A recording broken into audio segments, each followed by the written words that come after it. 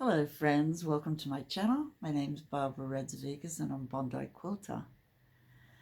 It's warming up here, friends, in Bondi. I live in Bondi, New South Wales, Australia with my husband John and my cat Kitty Levine and Nate, and it's getting very warm, very humid, especially at night. But I do love quilting and I'm going to do some hand quilting. But tomorrow is the beginning of summer here in the south, and I decided to refold and just restack my quilts and fabrics. Some fabrics, not all of the fabrics, but the quilts really do need refolding every 4 months, let's say, so they don't get crease lines that are permanent and things like that. So today we're going to look at Sunbonnet Sue. I love Sunbonnet Sue. I've only ever made one Sunbonnet Sue quilt. I did have thoughts of making her brother quilt. I'm not sure what his name is, but there is a pattern for a boy in that vein of applique quilts. But I made Sue, and I made her from special fabrics that I'd collected from the mid-1980s to 1990s. So they were from my children's dresses and my dresses. And I made 9 blocks. It is beautiful. I have to say, it is beautiful. And I am biased, but I do love Sue. I hand quilted in big stitch quilting. Even back then, I did grid quilting with a sticky tape. I'll show you the quilt that I'm speaking of, and you can see in the, maybe not, in the borders I've quilted birds. For hand quilting items like birds and things, I cut out a pattern in calico. You've seen me do it with round circles, but I also do it with objects like birds and that. And so I made the bird just the right size to go in the border and hand quilted around it, and then I could use it multiple times in this quilt. So I hope you enjoy looking at Sunbonnet Sue today. I've also done some knitting because I have a lot of ones gains from all different periods, and some that have been repurposed even, and I don't have the ball band, so. But I have knit a couple of hats and a scarf to put in the gift box for the end of the year. So I hope you enjoy this episode, and if you do like this type of content, mainly quilting, some knitting, please like and subscribe. Do appreciate all your comments also. I do love reading comments, mostly where you're from. I am having a giveaway in December. It will go out the end of December, so after the rush. And so more information on that next episode. But there will be 3 prize winners, and it'll be on who makes a comment from now until the draw date on where you live. That's all you have to write, just where you're from, and that will go into the draw. So I hope you'll all join in and find something exciting to win there. So speaking of giveaways, it will be something that I've made. I hope you will like it. Probably quilted. So be in it to win it, and let me know where you're from. Let's jump in and see what I've been doing, and let's talk about Sunbonnet Sue. Sue is a perfect quilt to make from scrap fabrics and those special fabrics that you have left over for her dresses and her bonnet, and all the beautiful little applique pieces that you can use to embellish Sue, like braids and stitches. And it's just such a beautiful block, and I hope you enjoy it. And I think it's out there on the internet. You can get a free pattern. It's a traditional pattern. There's no copyright on it, and it is beautiful. So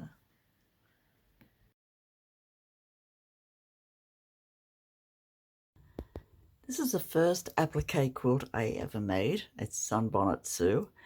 She is beautiful and she is applique.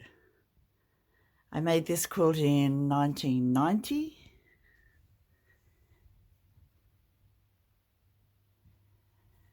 I do like putting stars and things in the borders, and that was the start of the border, more border information in. I've hand quilted it all. Hand quilted the border too. Big stitches. But the Sues are just beautiful. And I've got 9.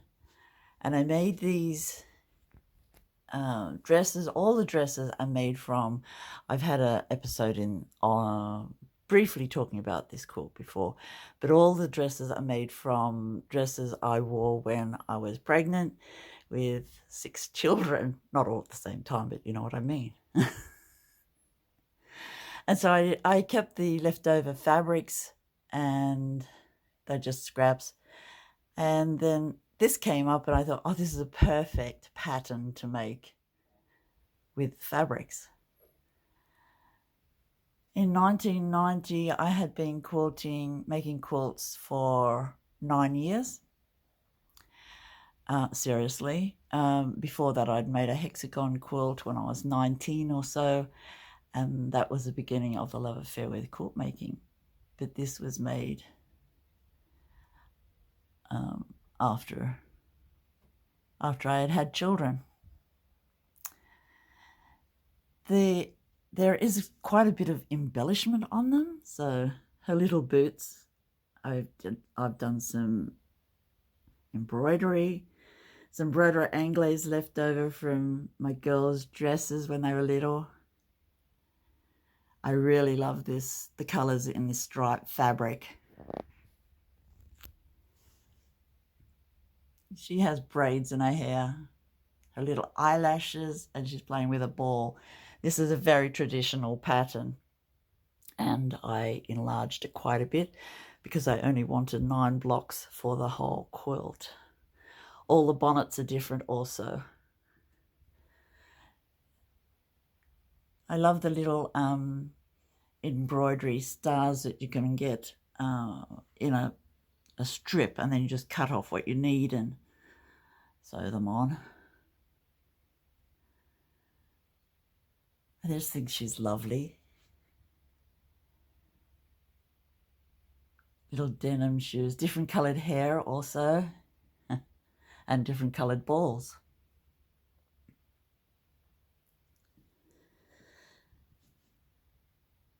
Is there a favourite? I don't think so. I love them all the same. I'm not biased when it comes to loving my children. I don't think. I hope not. I don't see how I could ever be. That's my opinion anyway. Don't think we're like that, are we?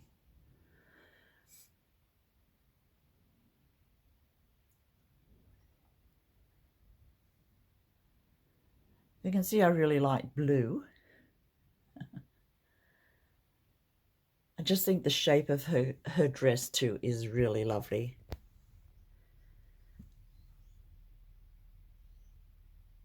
And this one has braids.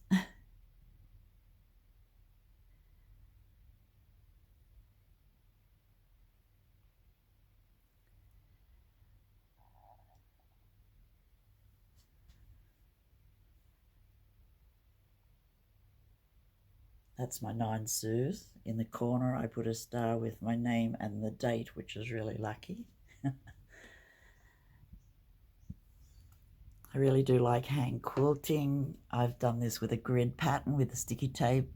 So even back then, 30 years ago, I was using sticky tape as a guideline. I think it's really handy, comes off neatly. You don't leave it in place for months though. I take it off pretty much as soon as I've done the piece. I think hand quilting comes up just as nicely as machine quilting, although there's no comparison, is there? Because it's two different techniques.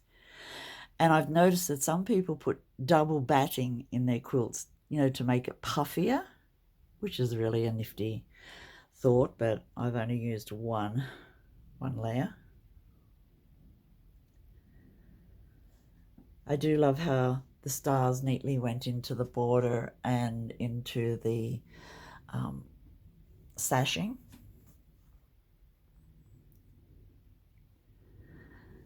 And yeah, I'll show you the back now. The backing is done with really a small print and a black background. You can't see any of the stitches. There's a few that you can see. I really love a pattern background now because the front is the star, isn't it? You can see some of the stitches. I love my my block that I made. I screen printed. I went to a screen printing class and I made this screen. I love it. It's medieval. I am not sure what happened to it. We moved and it disappeared. But I'm so happy that I have these ones left.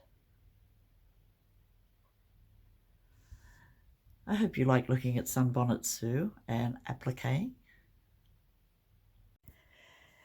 Every few months, about every 6 months or 4 months, I go through my quilts, the ones that I keep for myself, and I refold them, take them out, have a look, put them on the bed for a bit, and just refold and put them away carefully. And so you can see I have been really busy.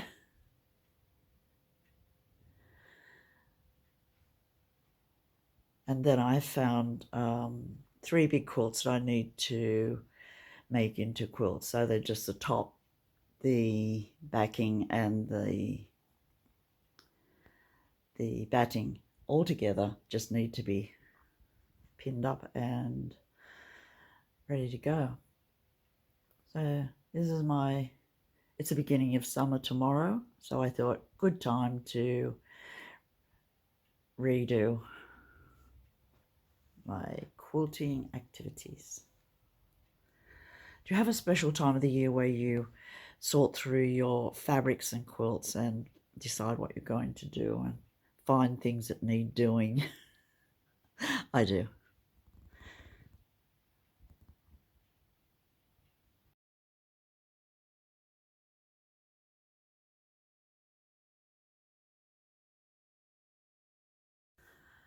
I have been wanting to knit a yoke jumper since I started knitting, really, this time, about 2022, I think it was, when I restarted knitting. And I'd never knit a yoked sweater or cardigan or jumper before. And then they have these beautiful designs. And this is the Pagan sky that I am trying to knit. That's how far I've gotten so far. I haven't unpulled any of it yet because everything seems to be going to plan. I just hope that you can see that the stitches are not all flat, and I'm hoping that they will flatten out. I don't really like to block things as such, so I might steam it with the iron, you know, hold the iron up above it and steam it, but I don't know. Any ideas for people who don't block things and the stitches all even out would be great for me. I don't know, I've just got to think about it. The yarn I'm using is, by the way, this is Monique, my model. I got her for about £4. That's about $7 Australian. She was on sale years ago. These are the two yarns that I'm using. John Arbon Knit by Numbers 4-ply with 4mm needles. I love John Arbon. I love John Arbon wools actually, and it doesn't really have the colour written on it, but the blend of wool is 50% Blue Face Leicester and 50% Falklands Merino 4-ply, and it says to knit it with 4mm needles somewhere. I'm sure I read that somewhere. There's 400 meters in each skein, which is really good value. I think I bought 5, but I'll probably use 3. I'm knitting size 5. I want some positive ease, and these are the colours. So it's a grey and a greeny, well, it's mainly green. You can't tell, can you? But it's mainly greeny yellow. It's beautiful. Somewhat like the pattern has. And it says it was inspired by Latvian, you know those things that they're like chandeliers made with matchsticks and all joined up. I have seen them and I think they're amazing, and it's just like puzzling with really thin sticks. I think they were to keep, you know, there's some sort of, what we say, some sort of things to keep away spiders maybe. Who knows with me. But yeah, this is how far I've gotten so far, and I really like it, and I just hope that it turns out for me. I'll show you around. I didn't do shoulder shaping because I've got no idea how to do that. I probably could if I wanted to, but I don't want to. And with my jumpers, you know, when I knit straight up like the vest and that, I just slope the shoulders by casting off gradually, and I'm sure that's what German short rows and that is. That's just my thing on it. But yeah, I love this pattern so far. I'm just hoping that it will turn out for me. Pagan Skies by Zanete Knits. Beautiful.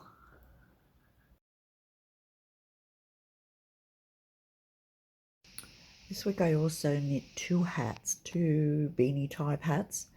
They are just one skein leftover pieces that I make. Only takes me a few hours to make, and I love it. And I like knitting cables in with it in these things. So this is a fold over brim. I love 2x2 rib, as we know, and I knit one of these things on top.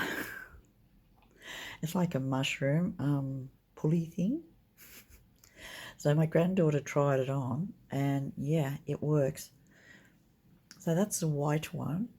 I've got no idea what these yarns are. I think they're both acrylic actually. This is a thicker wool. And this one is beautiful purple, and it's got one of the knobs on top too. And yeah, I just used the leftover variegated purple I had on the bottom of it. And I've got cables around, and that's the top. I tried to be artistic.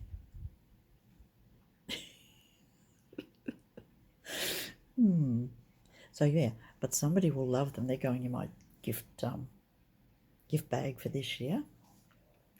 And I also knit a scarf. This one's for my son, he doesn't know.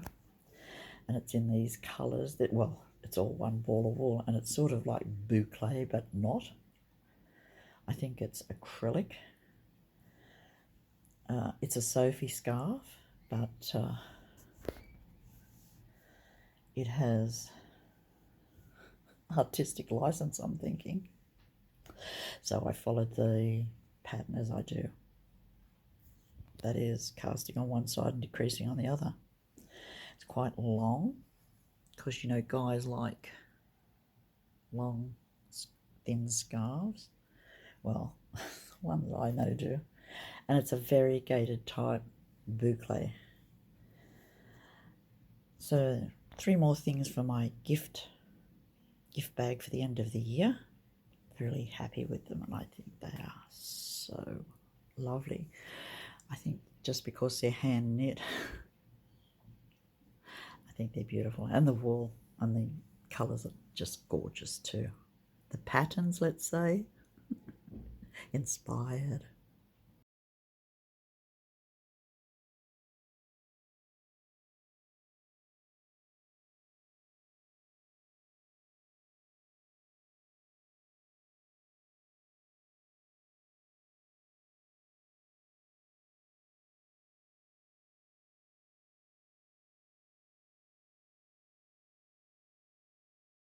That's all for this week, friends. So happy that you've joined me, and I hope you do like the content. I hope you like watching me talk about Sue.